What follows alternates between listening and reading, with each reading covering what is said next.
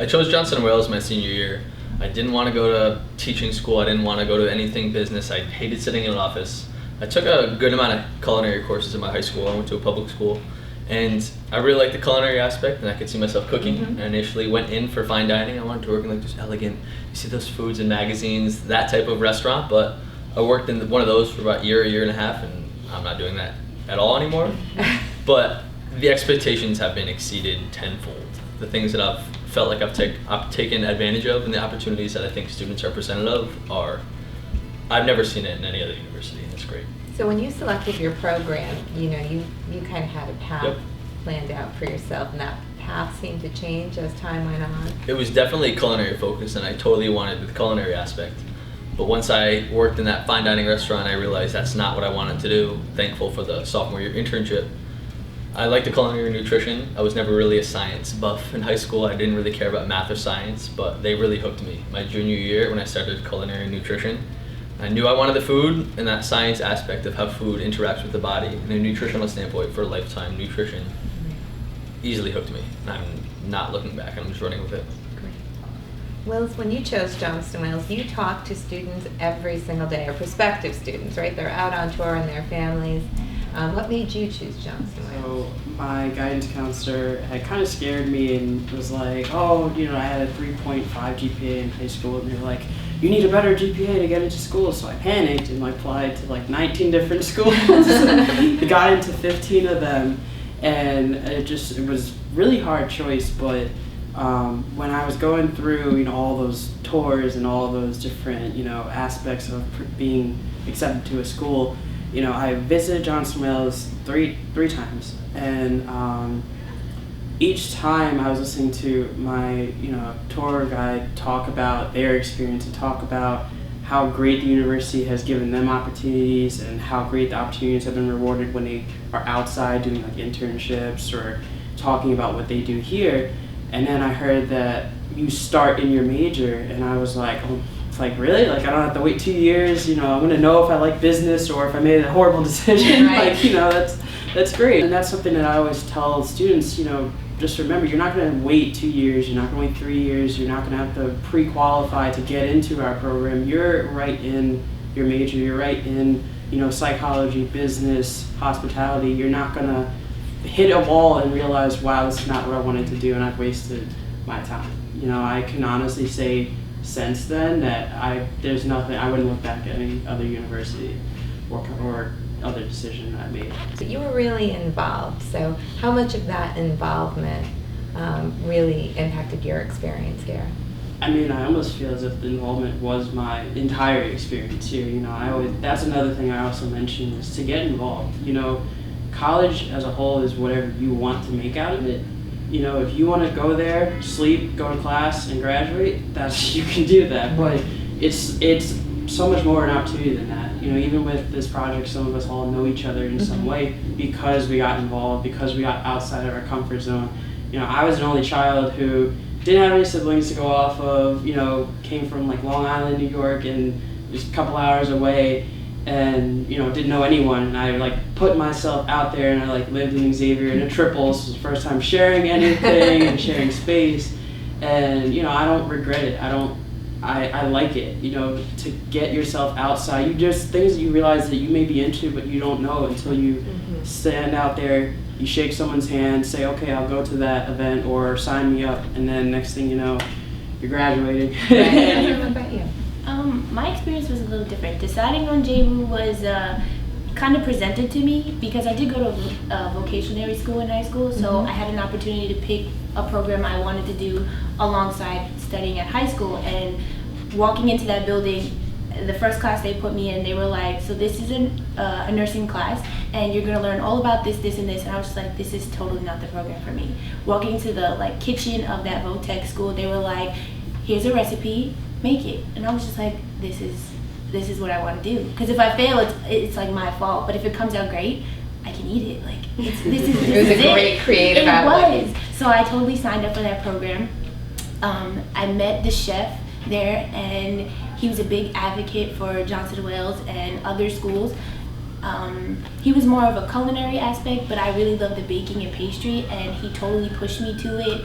And everything for my junior and senior year, I was there in that program, and he was just like, I feel Johnson & Wales is the perfect pick for you. Me and my mom came and we toured, and I fell in love. I love the city of Providence. I felt Providence was perfect for me, and then coming to Johnson & Wales just made it all click. That's great. So, are you still in love? Yeah, definitely. Great. So all of you have talked about support networks, and we define them all differently, but can you share with us the role your support network actually played in your 4 years here at the university? It's all about who you know and what you know, and that's really what I like to do with the chefs. Get to know them, ask them what their experiences are, and what kind of trials and errors they've had in their lives, and see what I can follow off. What's the best piece of advice they've given you? Chef Brett actually told me, just follow your gut instinct. I mean, that's really what I did coming out here, and he was like, just follow what you really truly want to do. The money and everything else will come with it, but your perk is follow your heart. So. Aside from family support, I definitely want to emphasize how important mentors are. My mentors in my life, whether they're professors or family friends, with much more experience than I could ever imagine, are the ones that really pushed me to look towards a certain direction and to set goals to further myself in my career choice. I could say there was many times that I felt that I failed, not knowing so what I wanted to do, and knowing so that I can pick myself back up and stay strong and keep on going.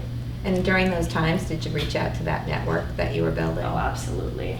Absolutely. Talking to professors, hearing them give me that support system, those words of encouragement, really got me through those tough times. I've met my group of friends, actually, my orientation group.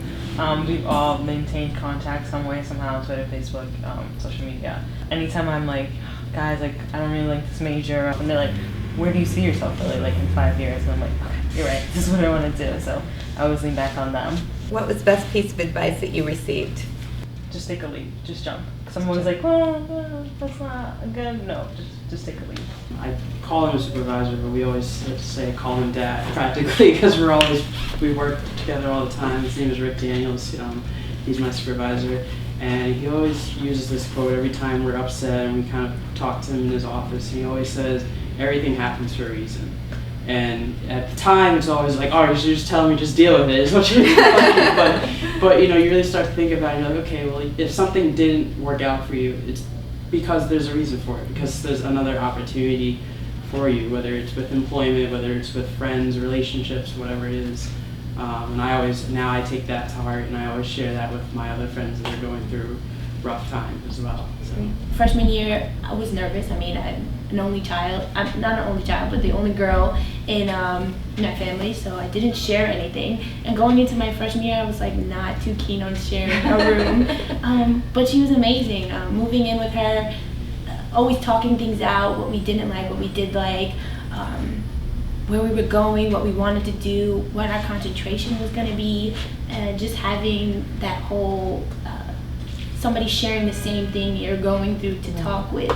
I also came here with a couple of people from my high school, so there's 2 other people that came with me, and we also stay in touch. So we tell, oh, what are you doing now? What are you trying to get into? And one's going to wine, the other one's going to the nutrition program. I'm just like, congratulations, like that's so exciting. And they're like, what are you into? And we just all try to keep up and keep in contact, and I think that's amazing. The challenges that the university has provided me and how the community supports those challenges. You've been asking a lot about what's the best piece of advice, and some of those support systems are in this room as well. And I think one of my biggest support systems at this university was Becky Bedinkowitz, the assistant director of Res Life. Her and I have been through a lot regarding the house, as well as some of my academics and just personal stuff. But she's never told me this, but she really taught me, work harder, always work harder. To the extent of, I actually got a tattoo, my first ever tattoo over the summer. I have work harder written, tattooed right under my clavicle. So it's big. The support system here in the community and how that community supports the challenges I'm gonna miss that a lot. What do you hope people will say about the class of 2016? that we're not that typical millennial generation, and we work Yep. pretty hard. Especially this school with what Will said about earlier about you get right into your major, how hard we work. And it's not just we're millennials, we're involved in technology, we work pretty hard. And I think our class proves that. Additionally to Kevin, working smart as well, you know, making those networks, those connections to further ourselves in our education and then in our career paths as well. And even though we are the millennial, we are building off of old traditions into the new technology world, and everything else just going from there. It's amazing, you know, how it's grown within the years and breaking boundaries, but still going with the guideline of tradition. Sounds great. So the class of 2016 will be entrenched in tradition, will work hard, and be part of community and connected to one another.